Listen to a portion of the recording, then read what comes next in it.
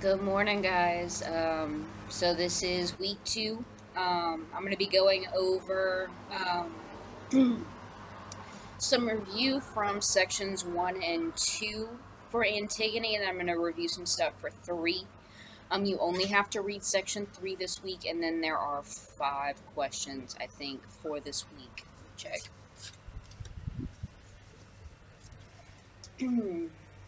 Yeah, you have questions 2 through 5 and 8 through 9, and they're all kind of clustered together.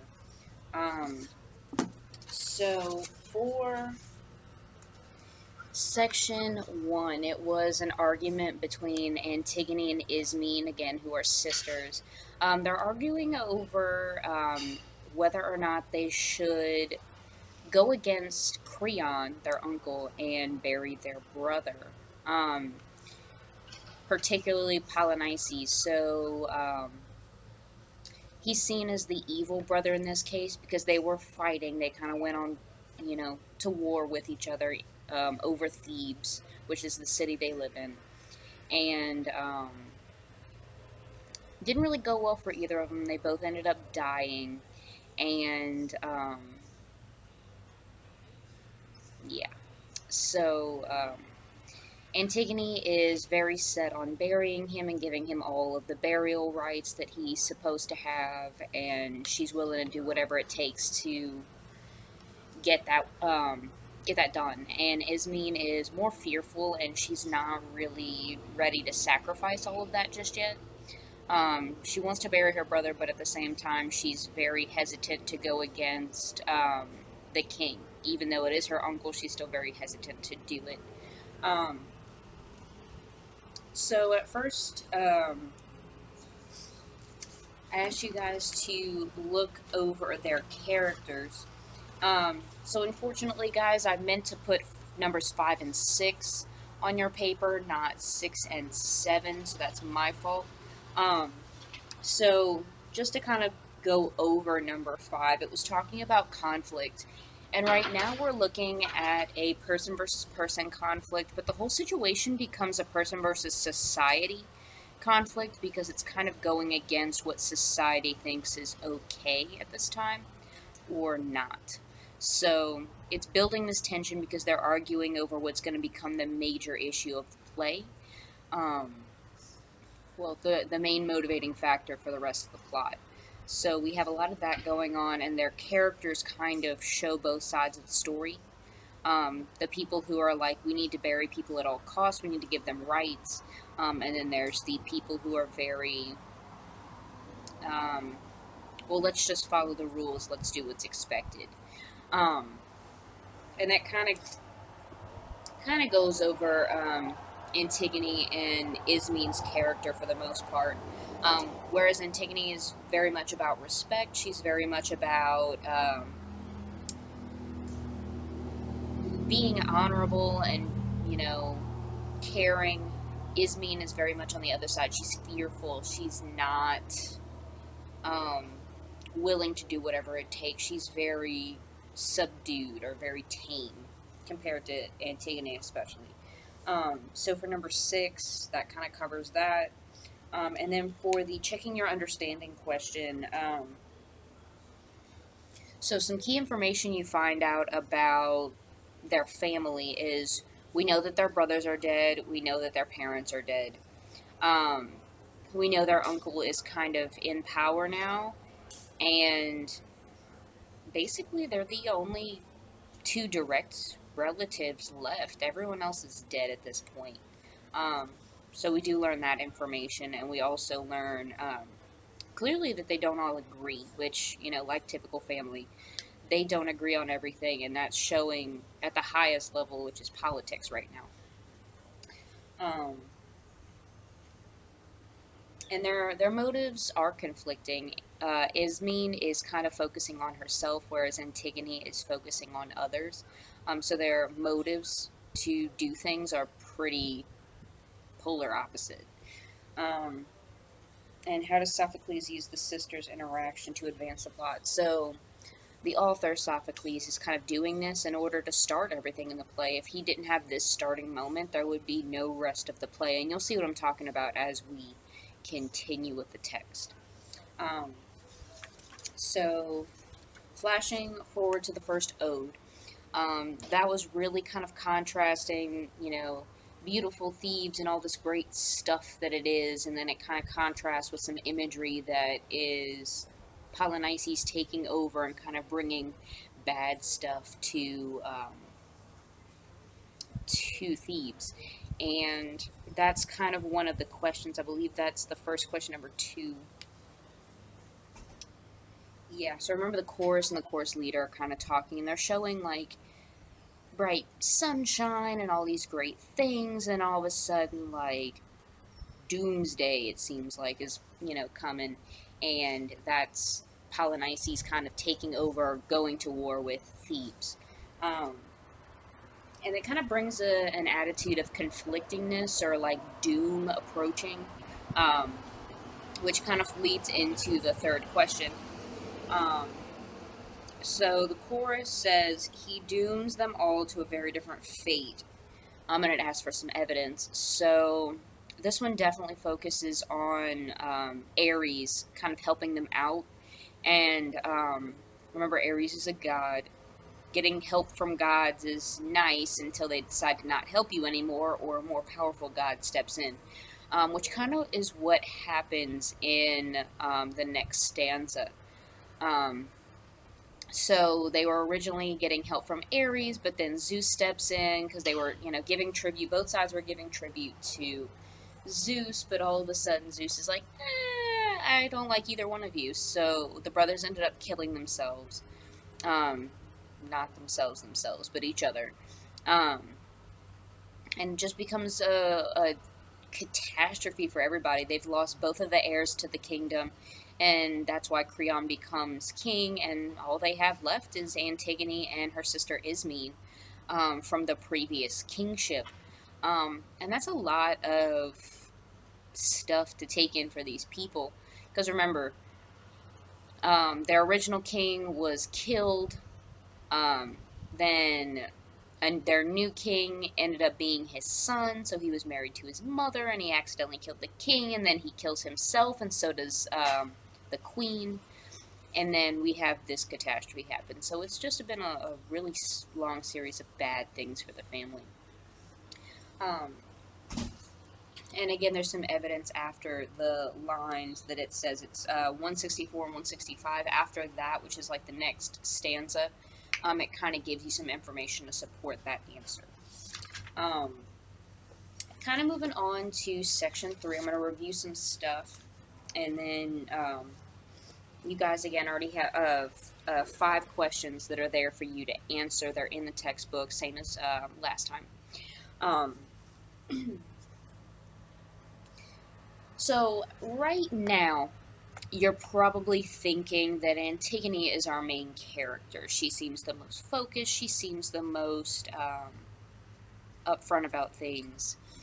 But you're going to start to see that maybe she isn't the main character. Maybe she's just a really strong secondary character. So we're going to see more of Creon in this section. And I want you guys to start thinking about whether or not you think she is the main character, of Creon maybe the main character, or somebody else in the text. So just to kind of go over some high notes for section 3.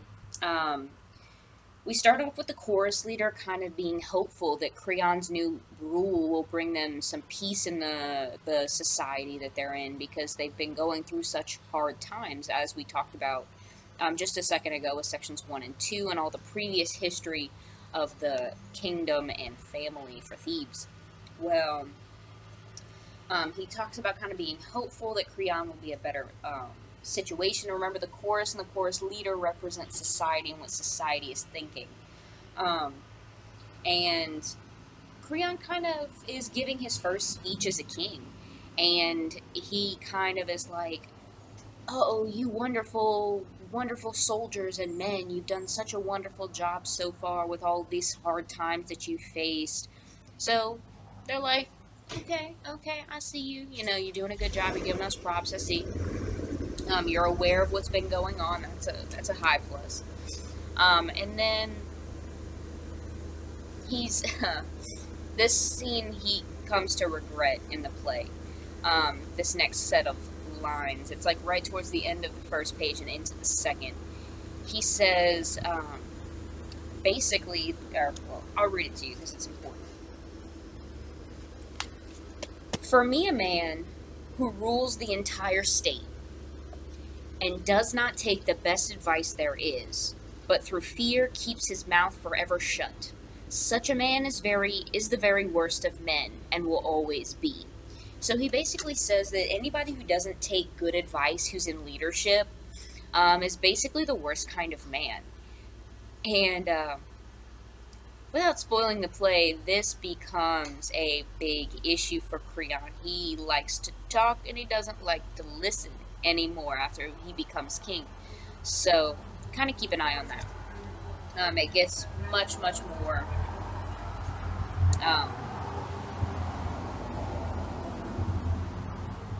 much more intense as the play continues.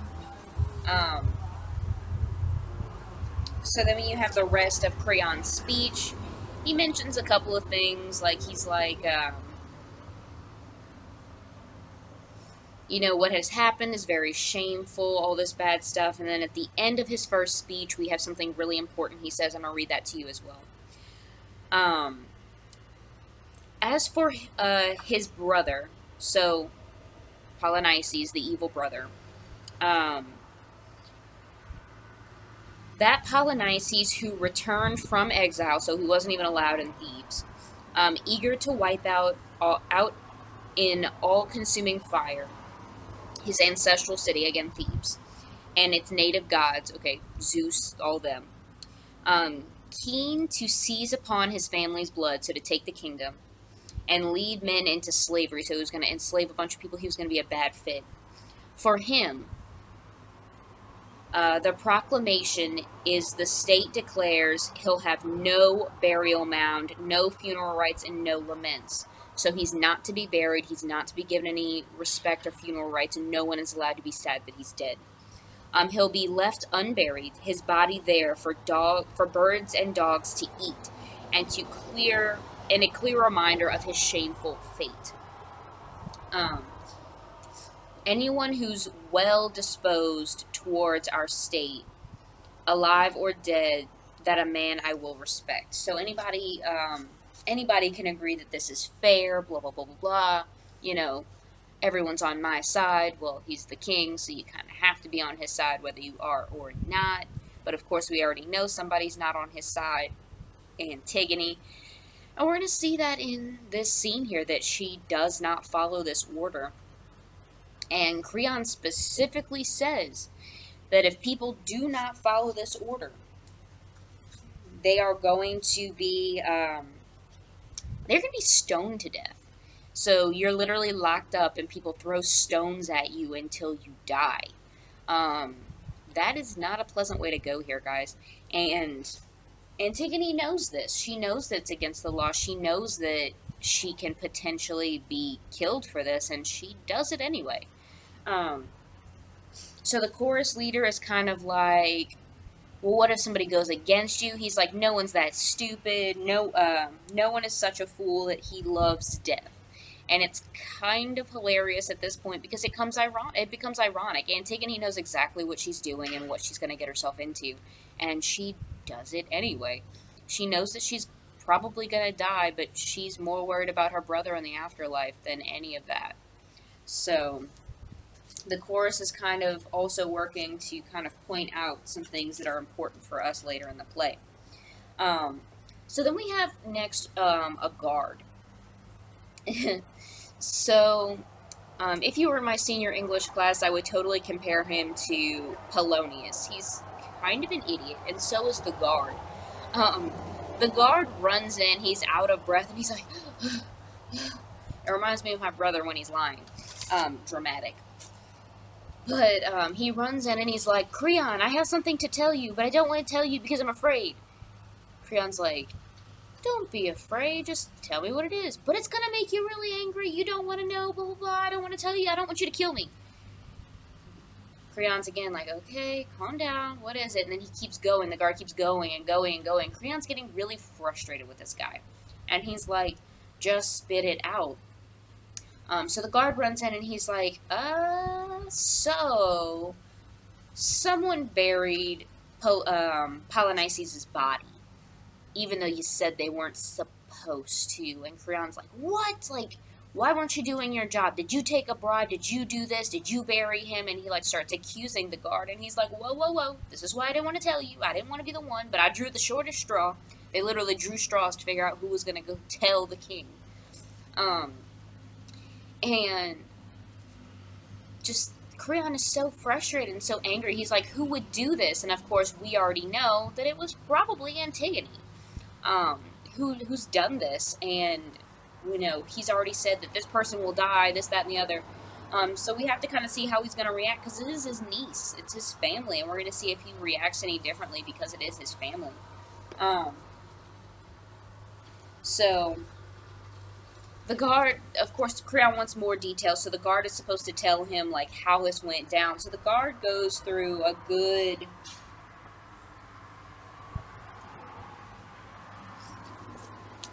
40, 50 lines talking about this big windstorm that brought a bunch of dust and all this kind of stuff, and he couldn't even stay awake because he was so bored, and he goes on and on and on, but he doesn't actually say what happens during the burial. So, again, the chorus is kind of like, that seems a little fishy. And Creon literally jumps in. He's like, stop now. Like, stop running your mouth. Clearly you love to talk, but what I need right now is facts. I don't need a bunch of words, which is ironic because Creon just spent a whole page with tons and tons of stuff to say. But again, it's different when you're the king. You could do whatever you want. And the guard is definitely not the king, and he can't just go on and on and on.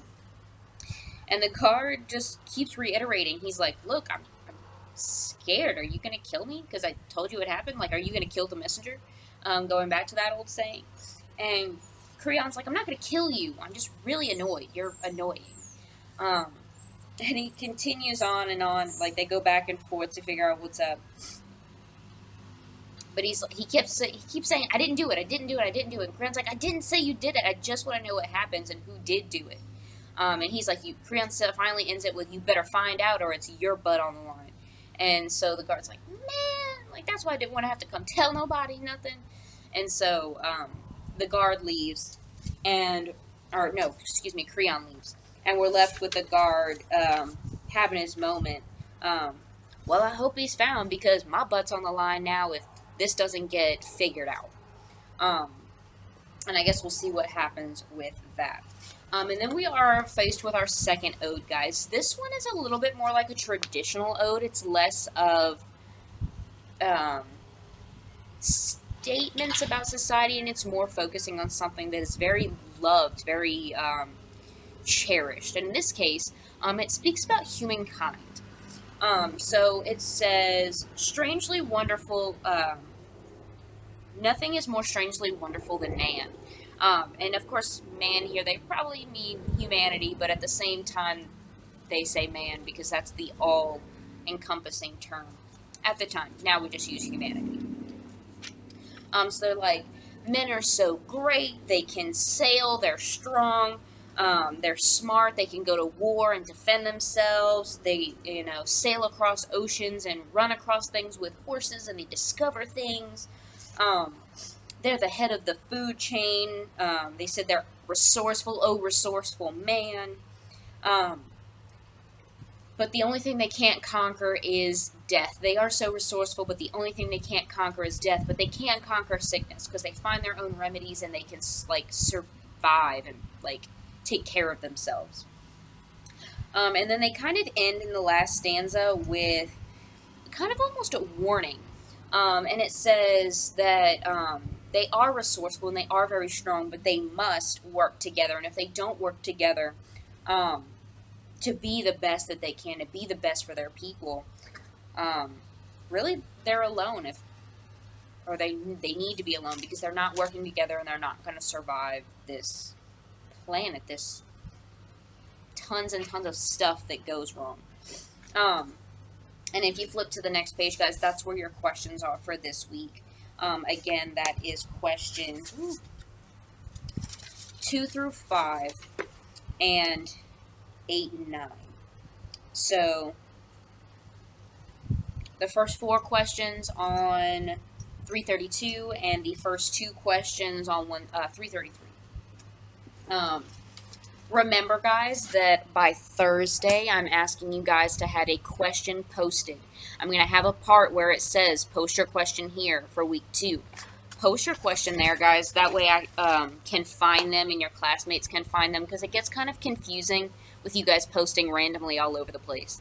And when you do post your answer to that question, which I need by Monday, the 30th, go ahead and just say, if you're responding to, for example, Kays is responding to Regina's question.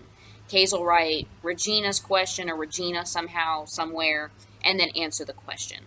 And everybody should be responding to another classmate's question.